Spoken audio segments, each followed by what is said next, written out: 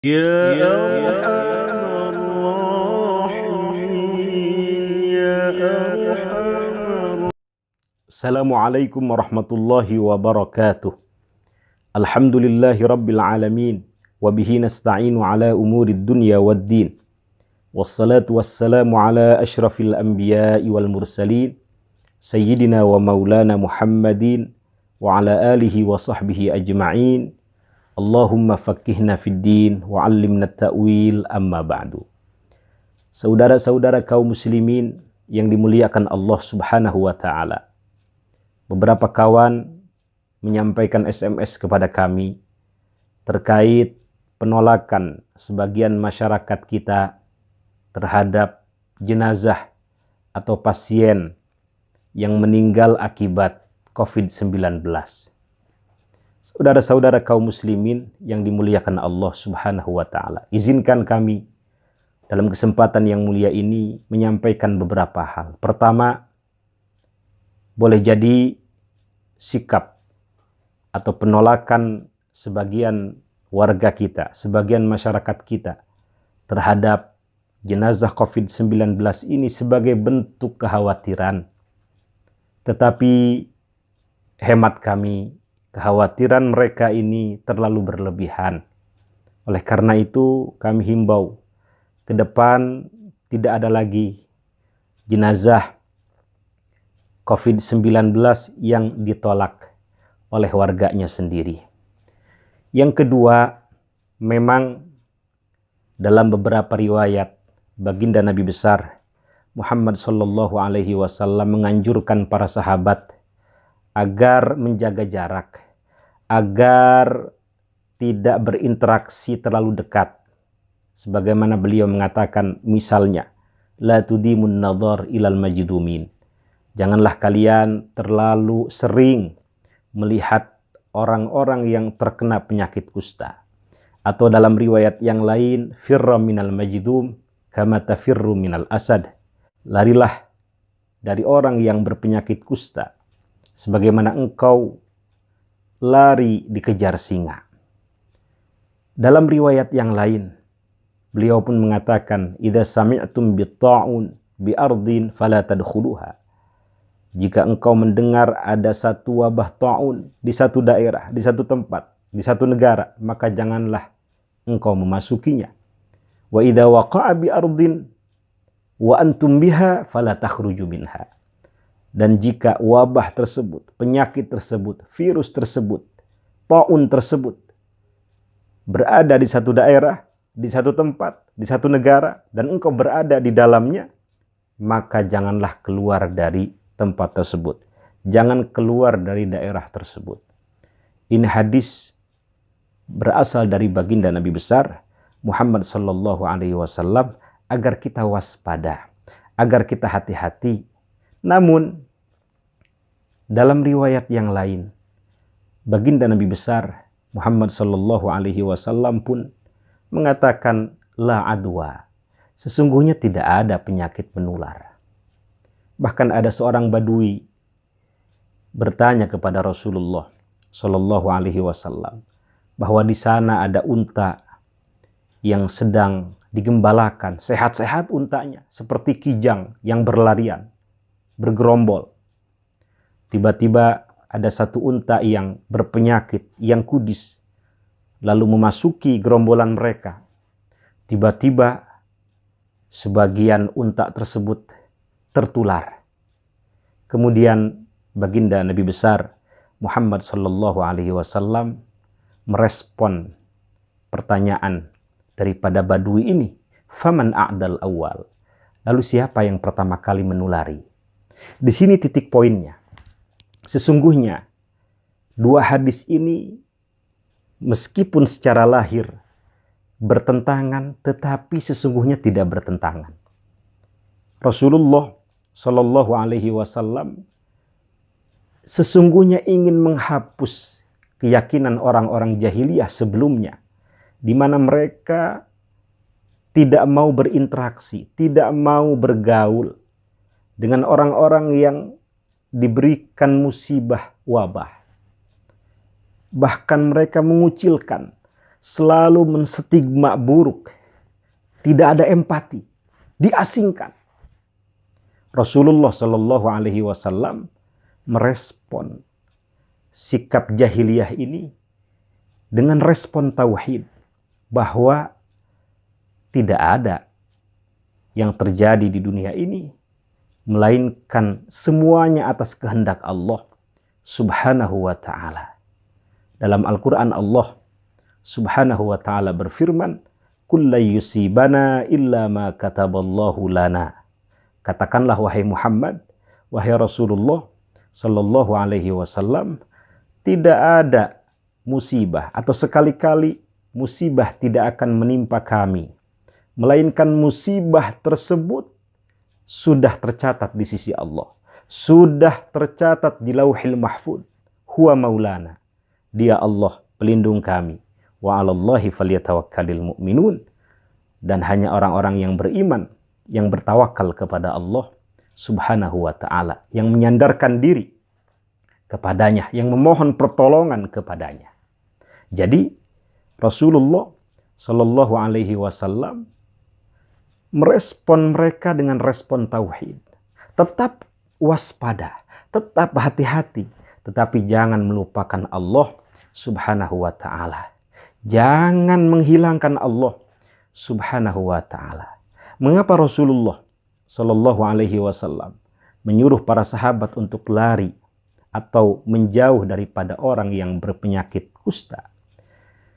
Sesungguhnya agar tidak punya anggapan bahwa ketika mereka bergaul atau berinteraksi dengan orang yang berpenyakit kusta, kemudian Allah Subhanahu wa ta'ala menakdirkan mereka berpenyakit yang sama, kusta juga, lalu orang tersebut beranggapan bahwa ia tertular oleh orang tersebut, oleh orang yang berpenyakit kusta. Jadi Rasulullah memerintahkan para sahabat untuk menjauh agar tidak punya anggapan bahwa ia tertular oleh orang tersebut. Jadi sebagai bentuk saddud dari'ah, agar tidak punya keyakinan demikian. Penjelasan yang kami sampaikan ini ada di dalam kitab Fathul Bari, syarah daripada Sahih Al-Bukhari, karya Al-Imam Ibnu Hajar Al-Asqalani yang wafat tahun 852 Hijriah, atau dalam karya yang lain yaitu Tahdzib Al-Athar karya Al-Imam Ibnu Jarir At-Tabari yang wafat tahun 310 Hijriah, di mana mereka mengkompromikan dua hadis yang secara lahir, secara zahir terlihat bertentangan, tetapi sesungguhnya tidak bertentangan. Ketika Rasulullah Shallallahu Alaihi Wasallam mengatakan, larilah engkau dari orang yang berpenyakit kusta seperti engkau lari dikejar singa, tentu ini tidak bertentangan dengan hadis yang sama-sama sahih, yaitu la adwa, di mana tidak ada penyakit menular. Artinya tidak menular dengan sendirinya. Di situ ada campur tangan Allah Subhanahu wa ta'ala, sebagaimana ayat yang tadi kami sampaikan, kulla yusibana illa ma kataballahu lana huwa maulana wa 'alallahi falyatawakkalul mu'minun. Katakanlah wahai Muhammad, wahai Rasulullah Sallallahu Alaihi Wasallam, sekali-kali musibah tidak akan menimpa kami, melainkan musibah tersebut sudah tercatat di Lauhil Mahfud, sudah tercatat di sisi Allah Subhanahu wa ta'ala untuk kami. Huwa maulana wa 'alallahi falyatawakkalul mu'minun. Dia Allah Subhanahu wa ta'ala pelindung kami, dan kepada Allah Subhanahu wa ta'ala orang-orang yang beriman bertawakal, orang-orang yang beriman menyandarkan diri, memohon pertolongan kepadanya. Lalu bagaimana dengan fakta di lapangan bahwa memang ada penyakit yang menular?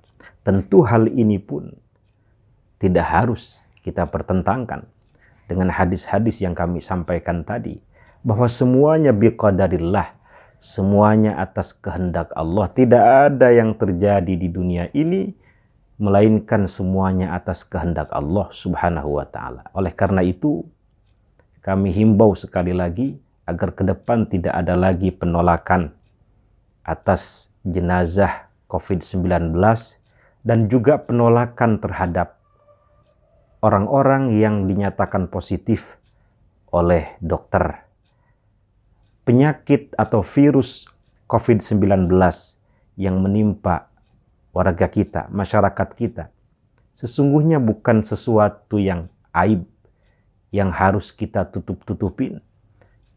Tetapi justru harus kita sampaikan agar terdata, agar kita juga waspada.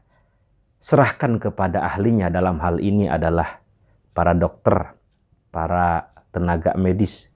Ketika mereka membawa jenazah COVID-19 pun sudah dengan protap atau protokol yang ketat, sehingga tidak berlebihan, tidak harus berlebihan menolak sebagaimana sikap-sikap jahiliyah yang terjadi pada masa Rasulullah Shallallahu Alaihi Wasallam.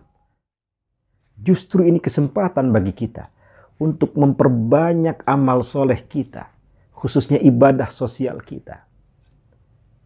Al-muta'addiyah afdalu minal qasirah.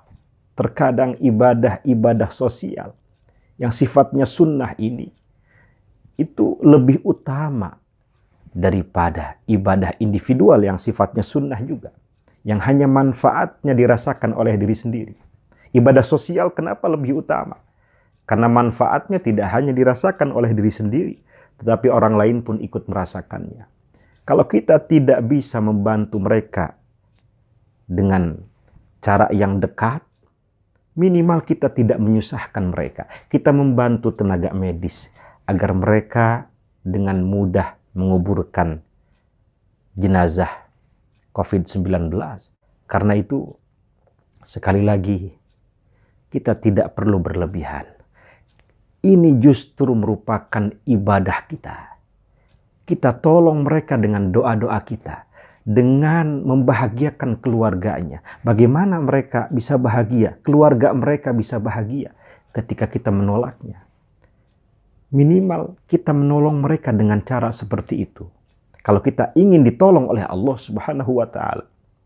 Wallahu fi aunil 'abdi ma kana al-'abdu fi auni akhih. Allah akan selalu menolong hambanya selama hamba tersebut menolong saudaranya. Dan Allah akan selalu memudahkan seseorang ketika dia tidak menyulitkan orang lain. Allah akan tolong, Allah akan mudahkan urusan dia di dunia maupun di akhirat ketika dia memudahkan orang lain. Apalagi dalam riwayat Imam Muslim, Allah Subhanahu wa taala mengatakan, "Maridtu." Aku sakit. Tentu Allah tidak sakit dan tidak mungkin sakit karena Allah harus bebas dari kekurangan. Tetapi dalam hadis qudsi ini, Allah menyatakan dirinya atau menakwilkan dirinya, aku sakit. Ada dialog antara Allah dengan anak Adam. Yabna Adam, kata Allah, maridtu, aku sakit, falam ta'udni. Tidakkah engkau menjenguk aku? Kemudian anak Adam menjawab, wa kaifa a'uduka wa anta rabbul alamin. Ya Allah, bagaimana aku menjengukmu sementara engkau adalah Tuhan semesta alam? Kemudian Allah menjawab, ama alimta anna abdi fulanan marido, ama alimta lau udtahu lawajadtani indah. Tidakkah kamu tahu di sana ada hambaku yang sedang sakit?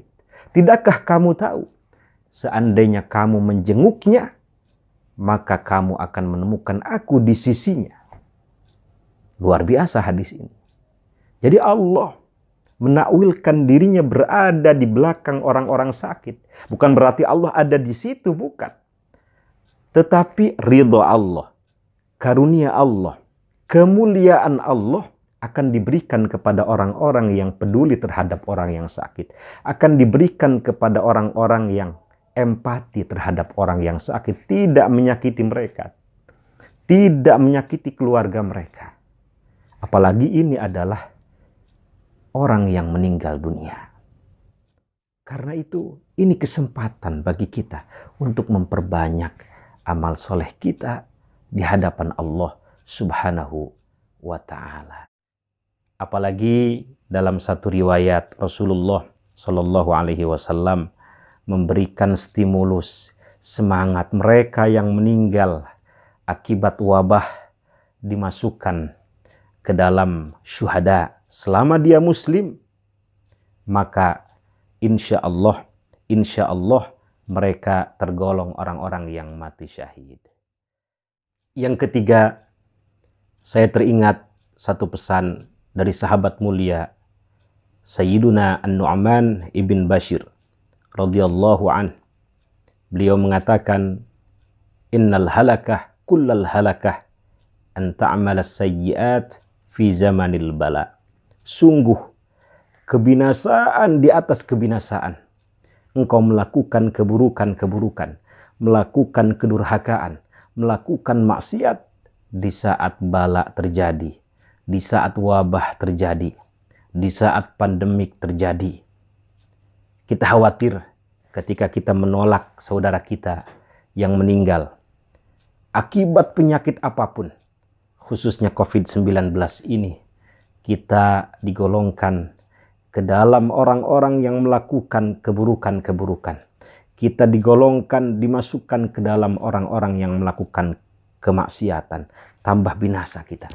Yang seharusnya kita sabar, seharusnya kita empati, seharusnya kita menyandarkan diri, memohon pertolongan kepada Allah Subhanahu wa ta'ala. Tetapi kita justru menjerumuskan diri, membinasakan diri dengan melakukan hal-hal yang buruk. Yang terakhir, kita berdoa kepada Allah Subhanahu wa ta'ala, mudah-mudahan wabah COVID-19 ini segera diangkat oleh Allah Subhanahu wa ta'ala, sehingga kita bisa melakukan aktivitas sebagaimana biasa, melakukan ibadah dengan tenang, bisa berjamaah kembali di masjid, bisa melakukan sholat Jumat kembali berjamaah. Kita juga mendoakan mudah-mudahan mereka yang meninggal dunia dicatat oleh Allah Subhanahu wa ta'ala sebagai syuhada, sebagai orang-orang yang dimasukkan, dipersaksikan bahwa tempatnya di dalam surga.